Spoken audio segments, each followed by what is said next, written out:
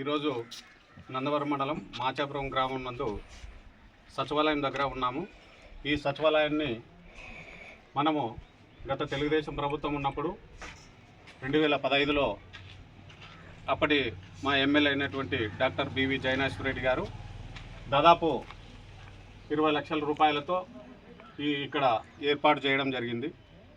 ఇది ఏర్పాటు కాకముందు ఇక్కడ దాదాపు 10 అడుగుల లోతులతో మన పల్లెల్లో దిబ్బలు అంటారు.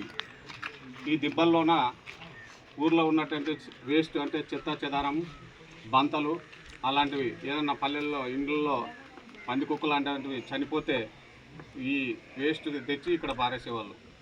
ఆ రోజు మా ఊర్లో ఉన్న ఇబ్బందిని ఎమ్మెల్యే గారు డాక్టర్ బివి జైనాశ్వరెడ్డి దృష్టికి తీసుకుపోతే దాదాపు 10 లక్షల రూపాయలతో ఇక్కడ ఉన్న గుంతలను పూడ్చి 13 లక్షల రూపాయలతో ఈ గ్రామ సచివాలయాన్ని నిర్మించడం జరిగింది. మా ప్రభుత్వం పోయిన పిమ్మట వైఎస్ఆర్ జగన్ ప్రభుత్వం వచ్చిన పిమ్మట ఈ మేము కట్టిన సచివాలయానికి అక్కడ పైన చూడండిగా జగన్ బొమ్మ వాళ్ళు నిర్మించినట్ల. అంటే ఎంత దుర్మార్గంగా ఉంటుందో, వాళ్ళ పని చేయడానికి చేతగాక కేవలము బొమ్మలు. అదేవిధంగా గత వైసీపీ ప్రభుత్వంలో భూ సర్వే అనేది దేశమల్లా జరుగుతూ ఉంది. దానిలో భాగంగా ఇది చూడండి, వైఎస్ఆర్ జగనన్న భూరక్ష అని 2020లో స్టార్ట్ చేయించి మనం కష్టపడి సంపాదించిన పొలాలకు మనము ఏదైతే మన పెద్దలు కానీ మనం కానీ సంపాదించి మన తాతల కాడి నుంచి ఉన్న ఆస్తులకు జగన్ బొమ్మ, ఆ పాస్బుక్లు చూస్తే 10-12 బొమ్మలు జగన్ ఉంటే కష్టపడి సంపాదించిన రైతుది కేవలం ఒక ఫోటో.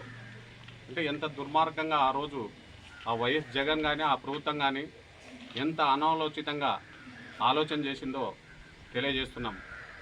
అదేవిధంగా మన తెలుగుదేశం ప్రభుత్వం వచ్చిన పిమ్మట మొన్ననే కొత్త పాస్ పుస్తకాలు ఎలా ఉన్నాయో ఇక్కడ ఈ సచివాలయం ఆవరణలో మనం పంపిణీ చేయడం జరిగింది. ఆ బుక్కి ఈ పుస్తకానికి ఆ తేడా చూడండి. ప్రభుత్వ చిహ్నంతో మనము పుస్తకాలను పంపిణీ చేస్తే రైతుది ఒక బొమ్మ ప్లస్ ప్రభుత్వ చిహ్నం, దానికి ఎంతో వాల్యూ. అది కాకుండా మన ఆస్తులకి ఆయన బొమ్మ జగన్ జగన్ జగన్ అనాలంట. జగన్ జగన్ అనాలంటే మీ పిల్లలు మీ బంధువులు ఎవరన్నా అంటారు, కానీ ప్రజలకి మేము సంపాదించిన ఆస్తులకి మాకు సొంత ఆస్తులకి మీ ఫోటోలు పెట్టుకొని జగన్ జగన్ అన్నారంటే ప్రజలు తిక్కోలు కాదు. మీరు ఏదో అప్పుడు ఒక తప్పు చేసి అతన్ని ఒప్పు ఒప్పు ఒప్పు అంటే 10 సార్లు ఒప్పు అంటే ఆ రోజు నమ్మి మీకు రాష్ట్రంలో ఎక్కలేని మెజార్టీ ఇచ్చారు. అది పూర్తిగా రైతులు ఆలోచన చేసిన తర్వాత ప్రజలు మీకు 11 సీట్లతో బుద్ధి చెప్పినారు. అదేవిధంగా మన ఉమ్మడి రాష్ట్రంలోనే కాకుండా భారతదేశంలోనే ఈరోజు పుణ్యక్షేత్రమైనటువంటి తిరుపతి